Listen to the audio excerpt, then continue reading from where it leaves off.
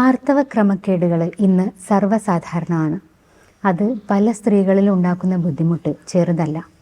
എന്തൊക്കെയാണ് ഇതിൻ്റെ കാരണങ്ങൾ, അതുപോലെ തന്നെ ഇത് ഒരു പരിധിവരെ നമുക്ക് എങ്ങനെ പരിഹരിക്കാം എന്നുള്ളതൊക്കെയാണ് ഞാൻ ഈ വീഡിയോയിൽ ഉൾപ്പെടുത്തിയിട്ടുള്ളത്. ഞാൻ doctor Munshida, senior consultant, olive homeopathy, Keezhsseri, Malappuram. ആർത്തവ ക്രമക്കേടുകളെക്കുറിച്ച് പറയുന്നതിന് മുന്നേ ഒരു സാധാരണ ആർത്തവ ചക്രത്തിൽ എന്താണ് നടക്കുന്നതെന്ന് ഞാനൊന്ന് പറയാം. മാസമുറ തുടങ്ങിയത് മുതൽ ആദ്യത്തെ 18 ദിവസത്തിലെ 10 മുതൽ 18 വരെയുള്ള ഡേറ്റുകളിലാണ് ഓവിലേഷൻ അഥവാ അണ്ഡവിസർജനം നടക്കുന്നത്. അതായത് അണ്ഡാശയത്തിൽ നിന്നും ഓരോ മാസങ്ങളിലും ഓരോ ഓവം അല്ലെങ്കിൽ അണ്ഡം വീതം പുറത്തു വരികയും അത് ഗർഭപാത്രത്തിൻ്റെ സൈഡിലുള്ള ഫല്ലോപ്പിയൻ ട്യൂബിൽ വെച്ചിട്ട് ബീജവുമായിട്ട് കൂടിച്ചേരുകയും ചെയ്യുന്നു.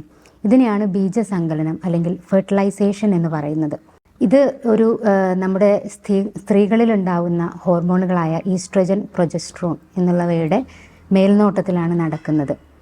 ആ സമയങ്ങളിൽ, അതായത് ഓവുലേഷൻ്റെ ഡേറ്റുകളിൽ പ്രത്യേകമായിട്ട് സെക്ഷൽ ഇൻ്റർകോഴ്സ് ഒന്നും നടന്നില്ലെങ്കിൽ, അല്ലെങ്കിൽ ലൈംഗിക ബന്ധങ്ങളൊന്നും നടന്നില്ലെങ്കിൽ ഈ പ്രക്രിയ നടക്കാതിരിക്കും. അതായത് ബീജസങ്കലനം നടക്കാതിരിക്കുകയും ഗർഭപാത്രത്തിൻ്റെ ഉൾപാളിയായിട്ടുള്ള എൻഡോമെട്രിയം അതിൽ നിന്ന് അടർന്ന് രക്തത്തോടൊപ്പം പുറത്തു വരികയും ചെയ്യുന്ന പ്രക്രിയയാണ് ആർത്തവം എന്ന് പറയുന്നത്. സാധാരണ ആരോഗ്യമുള്ള സ്ത്രീകളിൽ ഇത് 21 ദിവസം കൂടുമ്പോഴോ അല്ലെങ്കിൽ 35 ദിവസം കൂടുമ്പോഴോ ഒക്കെയാണ് കാണാറുള്ളത്. എന്നാൽ ചിലരിൽ ഇത് 15 ദിവസം കൂടുമ്പോഴോ അല്ലെങ്കിൽ 1-2 മാസം കൂടുമ്പോഴോ ഒക്കെ വരാറുണ്ട്. അതുപോലെ ചില ആളുകളിൽ പീരീഡ്സ് അല്ലെങ്കിൽ മെൻസസ് ആയി കഴിഞ്ഞു കഴിഞ്ഞാൽ നിൽക്കാൻ വളരെ ബുദ്ധിമുട്ടാണ്. അപ്പോൾ ഇങ്ങനെയുള്ള പ്രശ്നങ്ങളൊക്കെയാണ് നമ്മൾ സാധാരണയായിട്ട് ക്രമം തെറ്റിയ ആർത്തവം എന്ന അസുഖങ്ങളിൽ പെടുത്താറുള്ളത്. ഇതിൽ തന്നെ നമുക്ക് ഈ ക്രമം തെറ്റിയ ആർത്തവം സാധാരണയായിട്ട് അല്ലെങ്കിൽ പ്രശ്നങ്ങളൊന്നും ഇല്ലാതെ കാണുന്ന സമയങ്ങളാണ്. നമുക്ക് ആദ്യമായിട്ടൊരു പെൺകുട്ടിയിൽ മെൻസസ് ആവുന്ന സമയം, അതൊരു 18 വയസ്സ് വരെ ആർത്തവം ക്രമം തെറ്റി വരാൻ സാധ്യതയുണ്ട്. അതുപോലെ ഡെലിവറി കഴിഞ്ഞ് നമ്മൾ ബ്രസ്റ്റ് ഫീഡ് അല്ലെങ്കിൽ കുട്ടിക്ക് പാല് കൊടുക്കുന്ന സമയങ്ങളിൽ ആ 6 മാസം നമുക്ക് ചിലപ്പോൾ മെൻസസ് ആവാതെ വരാം. അതുപോലെ തന്നെ മെനോപോസ് അല്ലെങ്കിൽ മെൻസസ് നിൽക്കുന്ന ആ ഒരു സമയങ്ങളിൽ ചിലപ്പോൾ ക്രമം തെറ്റിയ ആർത്തവം കാണാറുണ്ട്. ഇതൊക്കെ സാധാരണയായിട്ട് പ്രശ്നങ്ങളൊന്നും ഇല്ലാതെ നടക്കുന്ന പ്രക്രിയകളാണ്. ഇനി എന്തൊക്കെയാണ് ഇതിൻ്റെ കാരണങ്ങൾ എന്ന് നമുക്ക് നോക്കാം. നമുക്ക് പ്രത്യേകിച്ച് അസുഖങ്ങൾ കൊണ്ടല്ല ഈ പ്രശ്നങ്ങൾ വന്നിട്ടുള്ളതെങ്കിൽ പ്രധാനമായിട്ടും നമ്മുടെ ജീവിതശൈലിയും അതുപോലെ തന്നെ മാനസിക ആരോഗ്യവും തന്നെയാണ് ഇതിലെ പ്രധാന വില്ലൻ. കൂടുതലായിട്ടും കാണുന്നത് സ്ട്രെസ്സാണ്, അതായത് മെൻ്റൽ ടെൻഷൻ. അത് പല ആളുകളിലും പല രൂപത്തിലായിട്ട് കാണാറുണ്ട്. ചില ആളുകളിൽ അത് എക്സാമിൻ്റെ ആവാം, ചില ആളുകളിൽ അത് എന്തെങ്കിലും ഒരു ജോലിയുമായിട്ട് ബന്ധപ്പെട്ടതാവാം, അല്ലെങ്കിൽ ഫാമിലി ഇഷ്യൂസിൽ നിന്ന് വരുന്നതാവാം. എന്ത് തന്നെ ആയാലും അതിനൊരു പെട്ടെന്ന് തന്നെ ഒരു പരിഹാരം കാണുക എന്നുള്ളതാണ് ഏറ്റവും നല്ല മാർഗം. രണ്ടാമതായിട്ട് ഉറക്കം, കൃത്യമായിട്ടുള്ള ഉറക്കമില്ലായ്മ. നമ്മുടെ കൃത്യമായിട്ടുള്ള ഉറക്കമില്ലായ്മ ഇപ്പോൾ കൂടുതലായിട്ട് കാണുന്ന ഒരു പ്രശ്നമാണ്. അത് ജോലിയായിട്ട് ബന്ധപ്പെട്ടാവാം, അല്ലെങ്കിൽ ഇപ്പോഴത്തെ കൂടുതലായിട്ടുള്ള മൊബൈൽ ഉപയോഗത്തിൻ്റെ ഭാഗമായിട്ടാവാം. എങ്ങനെയായാലും അത് നമ്മുടെ ശരീരത്തിൻ്റെ ഹോർമോൺ ഉൽപ്പാദനത്തെ സാരമായിട്ട് തന്നെ ബാധിക്കുന്നതാണ്. അപ്പോൾ കൃത്യമായിട്ടുള്ള ഉറക്കം ശീലമാക്കാൻ എല്ലാവരും ശ്രദ്ധിക്കുക. അതുപോലെ ഭക്ഷണ രീതികളിൽ പല ആളുകളും ഇപ്പോൾ മെലിയാൻ വേണ്ടിയിട്ട് പെട്ടെന്ന് തന്നെ ഒരുപാട് ഭക്ഷണം ഒഴിവാക്കുകയും അതുമൂലം അവരുടെ പോഷക ഗുണങ്ങളും രക്തക്കുറവും കാര്യങ്ങളൊക്കെ അവർ കൂടുതലായിട്ട് കാണുകയും ചെയ്യപ്പെടുന്നു. അതുപോലെ ഓവറായിട്ട് ഭക്ഷണം കഴിക്കുന്നവരുണ്ട്. ജങ്ക് ഫുഡ്സും കാര്യങ്ങളൊക്കെ കഴിച്ച് അമിതവണ്ണം ഉണ്ടാവുന്നവരുമുണ്ട്. ഇതും ഇതിൻ്റെ ഒരു പ്രധാന കാരണങ്ങളിൽ ഒന്നാണ്. അതുപോലെ ഗർഭനിരോധന ഗുളികകൾ കഴിക്കുന്നവർ, അതുപോലെ സൈക്യാട്രിക് മെഡിസിൻസ് കഴിക്കുന്നവർ, ഇങ്ങനെയുള്ള ആളുകളിലൊക്കെയും ഈ ആർത്തവ ക്രമ പ്രശ്നങ്ങൾ കാണാറുണ്ട്. ഇനി എന്തൊക്കെ അസുഖങ്ങളാണ് ഇതിന് കാരണമായിട്ട് വരാറുള്ളത് നോക്കാം. അതിൽ പ്രധാനമായിട്ടുള്ള ഒന്നാണ് PCOD, അതായത് പോളിസിസ്റ്റിക് ഓവേറിയൻ സിൻഡ്രോം. ഇത് ഒരു ജീവിതശൈലി രോഗമാണ്. ഈ രോഗം ഒരു സ്ത്രീയിലുണ്ട് എന്ന് നമുക്ക് കൺഫേം ചെയ്യണമെങ്കിൽ അല്ലെങ്കിൽ ഉറപ്പിക്കണമെങ്കിൽ 3 ക്രൈറ്റീരിയ അല്ലെങ്കിൽ 3 അല്ലെങ്കിൽ 2 ക്രൈറ്റീരിയകൾ അല്ലെങ്കിൽ ലക്ഷണങ്ങൾ അതിൽ ആ സ്ത്രീയിൽ ഉണ്ടായിരിക്കണം. അതായത് പ്രധാനമായിട്ടും മാസമുറ തെറ്റി വരിക എന്നുള്ളത് തന്നെയാണ്. അത് അവരിൽ പല രൂപത്തിൽ കണ്ടേക്കാം. അതായത് 1-2 മാസം കൂടുമ്പോൾ പീരീഡ്സ് ആവുക, അല്ലെങ്കിൽ വളരെയധികം നേരത്തെ വരിക, അല്ലെങ്കിൽ പീരീഡ്സ് ആയി കഴിഞ്ഞിട്ട് അത് കുറച്ച് ദിവസങ്ങൾ നീണ്ടു നിൽക്കുക, അത് കാരണം അവർക്ക് രക്തക്കുറവും കാര്യങ്ങളും ഒക്കെ ഉണ്ടാകുക. ഇതൊക്കെയാണ് പ്രധാന ലക്ഷണങ്ങളായിട്ട് പറയാനുള്ളത്. ഇനി അടുത്തതായിട്ട് പുരുഷ ഹോർമോൺസ് ഇങ്ങനെയുള്ള ആളുകളിൽ വളരെയധികം കൂടുതലായിട്ട് കാണാറുണ്ട്.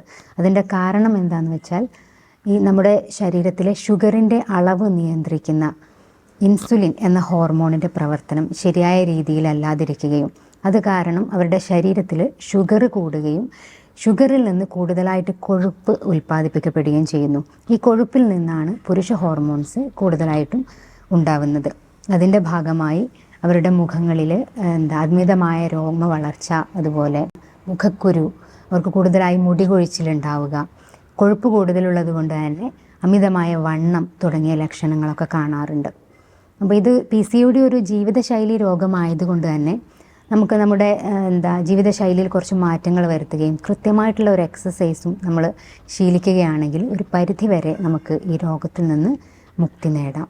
പിന്നെയുള്ളത് തൈറോയിഡ് പ്രശ്നങ്ങളാണ്. തൈറോയിഡ് പ്രശ്നങ്ങളിൽ ഹൈപ്പോ തൈറോയിഡിസം, അതായത് തൈറോയിഡ് ഹോർമോൺ കുറയുന്ന അവസ്ഥ, അതുപോലെ തന്നെ ഹൈപ്പർ തൈറോയിഡിസം, ഈ ഹോർമോൺ കൂടുന്ന അവസ്ഥ, ഈ രണ്ട് അവസ്ഥകളിലും അല്ലെങ്കിൽ അസുഖങ്ങളിലും ഈ ആർത്തവ ക്രമക്കേടുകൾ കാണാറുണ്ട്.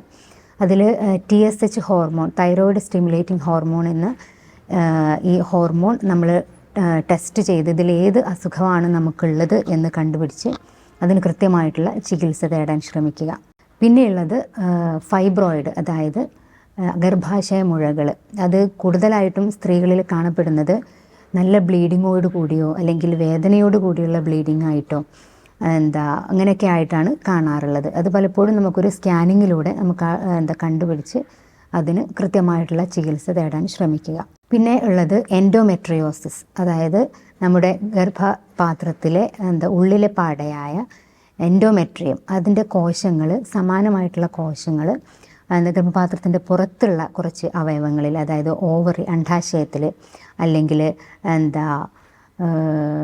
ഫലോപ്പിയൻ ട്യൂബിൽ തുടങ്ങിയ ഭാഗങ്ങളിലൊക്കെ ആയിട്ട് ഈ കോശങ്ങൾ കൂടുതലായി കാണുകയും അതുമായി ബന്ധപ്പെട്ട് പീരീഡ്സിൻ്റെ അല്ലെങ്കിൽ മാസമുറയുടെ സമയത്ത് നമുക്ക് നല്ല വേദനയും ബ്ലീഡിങ്ങും കാര്യമൊക്കെ വരാനുള്ള സാധ്യതയുണ്ട്. ഇങ്ങനെയുള്ള അസുഖങ്ങളിലും ഈ മാസമുറ കൃത്യമല്ലാതായി വരാറുണ്ട്. അതുപോലെ പെൽവിക് ഇൻഫ്ലമേറ്ററി ഡിസീസ്, അത് കൂടുതലും എന്തെങ്കിലും നമുക്ക് ഇൻഫെക്ഷൻസ് അല്ലെങ്കിൽ സെക്ഷുവലി ട്രാൻസ്മിറ്റഡ് ആയിട്ട് വരുന്ന ഇൻഫെക്ഷൻസ് വഴിയൊക്കെയാണ് ഈ പെൽവിക് ഇൻഫ്ലമേറ്ററി ഡിസീസ് വരാറുള്ളത്. ഇതിലും ഇതുപോലെ ക്രമം തെറ്റിയ ആർത്തവം സാധാരണയായിട്ട് കാണാറുണ്ട്.